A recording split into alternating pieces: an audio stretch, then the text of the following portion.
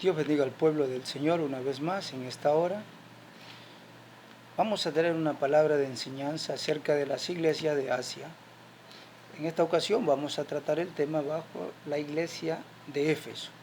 Vamos a orar para que el Señor de esta manera dé luz a nuestro entendimiento y poder comprender las situaciones adversas que atravesaban nuestros amados hermanos en aquel tiempo.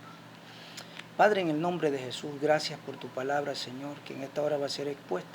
Dios mío, bendice a aquel que escucha, a aquel que oye, Dios mío, produce el querer como el hacer y abre el entendimiento de cada uno de tu pueblo y de aquel que no te conoce, para que pueda entender tu revelación y bendición que es tu palabra hacia nuestra vida. Gracias, Padre amado, en el nombre poderoso de Jesús. Amén, Señor. Y la palabra de Dios la leemos en el nombre del Padre, el Hijo y la Santa bendita presencia del glorioso Espíritu Santo de Dios, y dice así. Apocalipsis capítulo 2. Escribe al ángel de la iglesia en Éfeso, el que tiene las 7 estrellas en su diestra, el que anda en medio de los 7 candeleros de oro. Dice esto: este es Jesús. Yo conozco tus obras y tu arduo trabajo y paciencia, y que no puedes soportar a los malos, y has probado a los que dicen ser apóstoles y no lo son, y los has hallado mentirosos. Y has sufrido, y has tenido paciencia, y has trabajado arduamente por amor a mi nombre. Y no has desmayado, dice el Señor, pero tengo contra ti que has dejado tu primer amor. Aleluya. Mi amados hermanos, Dios resalta en Apocalipsis capítulo 2, verso 4, pero tengo contra ti, le dice el Señor Jesús a la iglesia, que has dejado tu primer amor. Amados hermanos, Éfeso era de sana doctrina y había perseverado bajo la adversidad, y la persecución era el gran problema. Sin embargo, había perdido su primer amor por Cristo y entre sí. Aleluya.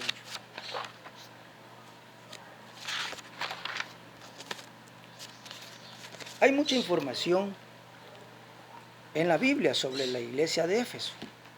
La iglesia de Éfeso fue fundada por Pablo, donde razonó con los judíos y dejó a Priscila y Aquila allí, según Hechos capítulo 18, verso 19.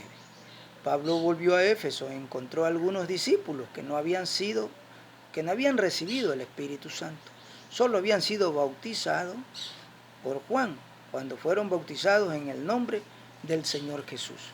Aquí hay algo importante que tenemos que oír y resaltar, amados hermanos, que es que ellos solo habían sido bautizados en agua, pero no habían sido llenos, mejor dicho, bautizados con el poder del Espíritu Santo. Porque el Espíritu Santo es aquel que nos va a ayudar a superar las pruebas, el que nos va a ayudar a seguir adelante a pesar de todas las adversidades que puedan venir hacia nuestras vidas. Y dice, ¿no?, que fueron bautizados en el nombre de Jesús. El Espíritu Santo vino sobre ellos, según Hechos capítulo 19, del verso 1 al 7. Pablo habló en la sinagoga por 3 meses, Hechos capítulo 19, verso 8. Y luego en la escuela de Tirano durante 2 años, según Hechos capítulo 19, verso 9 al 10. Luego hubo un alboroto, dice, sobre la diosa de la fertilidad, Artemisa, que era una diosa griega que según hacía fértil a las mujeres, que les traía a los efesios riqueza y mucho poder, porque ellos trabajaban haciendo imágenes de esta diosa y producían mucho dinero a ellos. Esa era su ganancia, su entrada monetaria, podríamos decir, para ellos, como hoy en día. Nosotros vamos a muchas iglesias y pasamos por ahí y vemos iglesias donde venden imágenes, velas, amuletos y tantas cosas, ¿no? Casi parecido así era en la iglesia de Éfeso, pasaba con esta diosa griega, ¿no? La Biblia dice, escribe el ángel de la iglesia en Éfeso. Ángel significa mensajero. Hoy podemos decir que se estaba refiriendo al anciano, al pastor, al que está frente de una iglesia, pastoreando, velando y cuidando al pueblo de Dios, a la grey del Señor, a través de su santa y bendita palabra.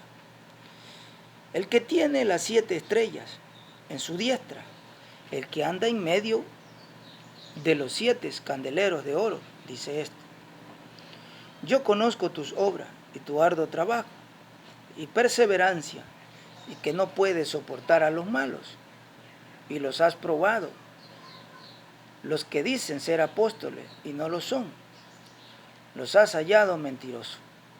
Pero Dios le dice: yo conozco tus obras.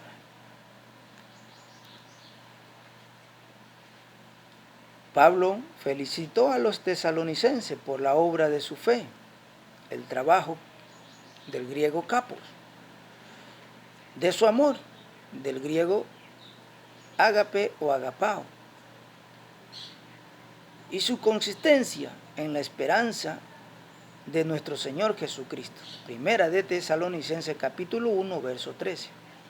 La iglesia en Tiatira es felicitada por su amor, su fe, su servicio y su paciencia, habiendo hecho caso a la advertencia de Pablo cuando dejó a los ancianos en Éfeso, porque los falsos profetas surgirían en medio de ellos, según Hechos capítulo 20, verso 28. Segunda de Corintios capítulo 11, verso 12. Estos hombres serían como lobos rapaces en la manada de ovejas. Distorsionarían la verdad para atraer hacia sí a los discípulos. Pablo les advirtió que estuvieran en guardia contra tales falsos profetas. Los efesios habían probado la doctrina de la vida de estos hombres y habían encontrado que eran falsos.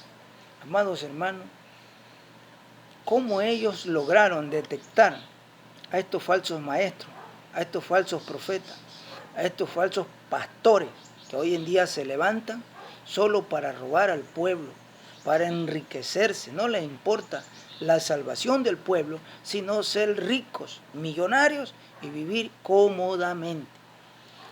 Ellos pudieron distinguir a estas falsas personas, hijos del diablo, podríamos decirlo así, porque ellos estaban llenos del Espíritu Santo. Habían sido bautizados, habían sido saturados por el Espíritu Santo de Dios. Y es el Espíritu Santo el único que puede enseñarnos, darnos la luz para detectar estos falsos maestros, estos falsos pastores, estos falsos sinvergüenzas que hoy en día están en las iglesias enseñando doctrinas del diablo. Eso lo vamos a ver más adelante, para sus propios intereses, sus propias conveniencias que ellos tienen en su propio corazón y propios pensamientos. Dice que debemos probar todo y retener lo bueno. En Primera de Corintios, capítulo 14, verso 29. Cuando 2 o 3 profetas hablan, los otros deben pensar cuidadosamente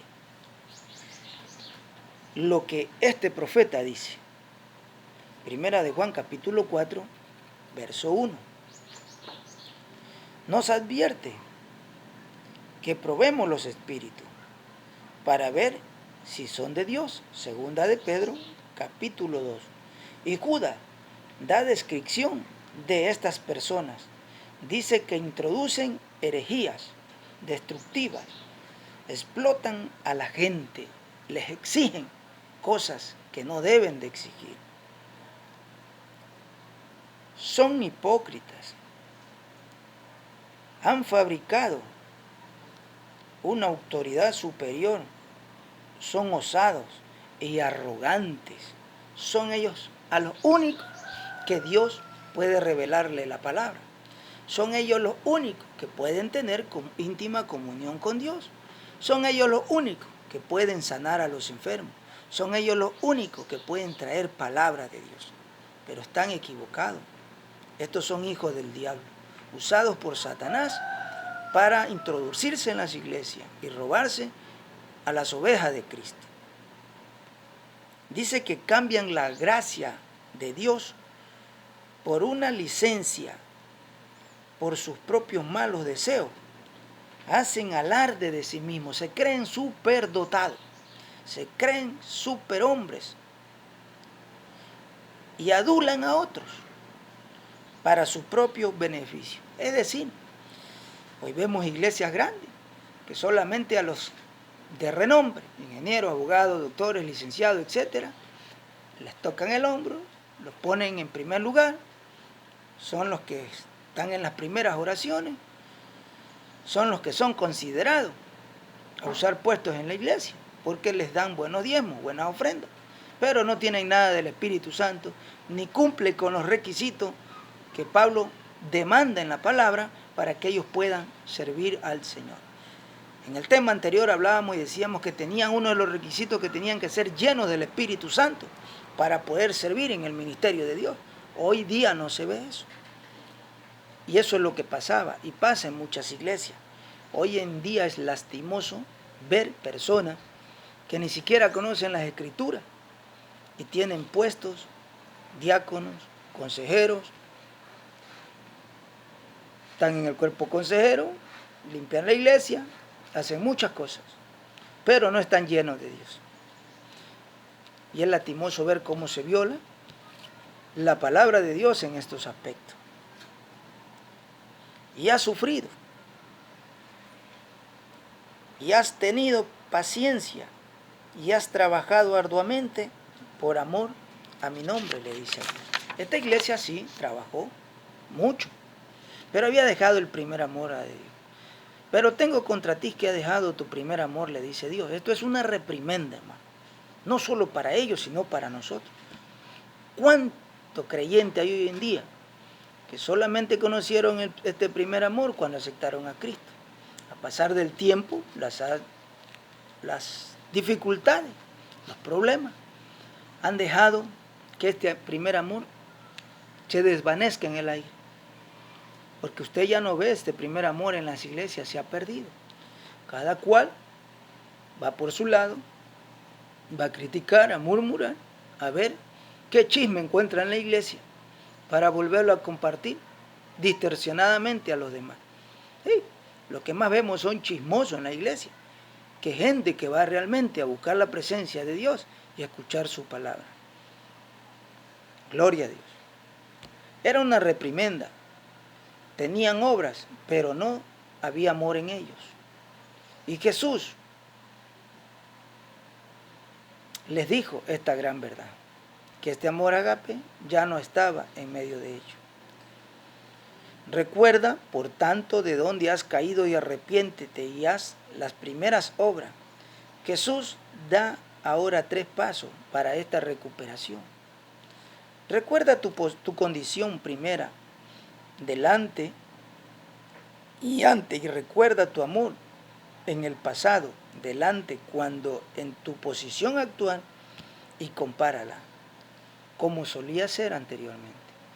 Cuando usted por primera vez acepta a Cristo como Señor y Salvador, usted quiere hacerlo todo. No hay día que falte a la iglesia. Pero con el transcurrir del tiempo se va enfriando, va dejando ese primer amor y está en peligro.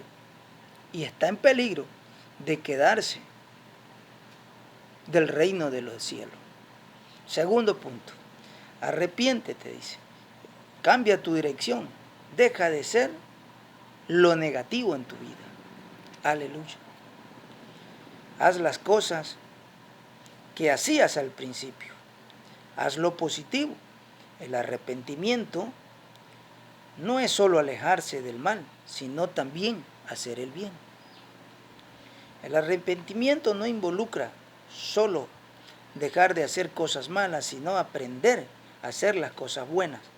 Isaías capítulo 1, versos 16 al 17, podemos encontrar ahí. Debemos producir frutos de acuerdo con el arrepentimiento, según Mateo capítulo 3, verso 8. Haz las primeras obras, Su amor debía ser practicado. Casi ya no se practica este amor. Qué pena y qué triste es esta verdad de este amor de Dios, que casi no lo practicamos en las iglesias. Porque no está en nosotros muchas veces. Si no está el que produce el amor, que es el Espíritu Santo, no podemos producir lo que no hay en nuestras vidas. Aleluya. Unos a otros. Indica que en la práctica esto significa estar de acuerdo unos con otros, perdonándose unos a otros como Dios nos ha perdonado a nosotros, ser pacientes unos a otros, alentarse unos a otros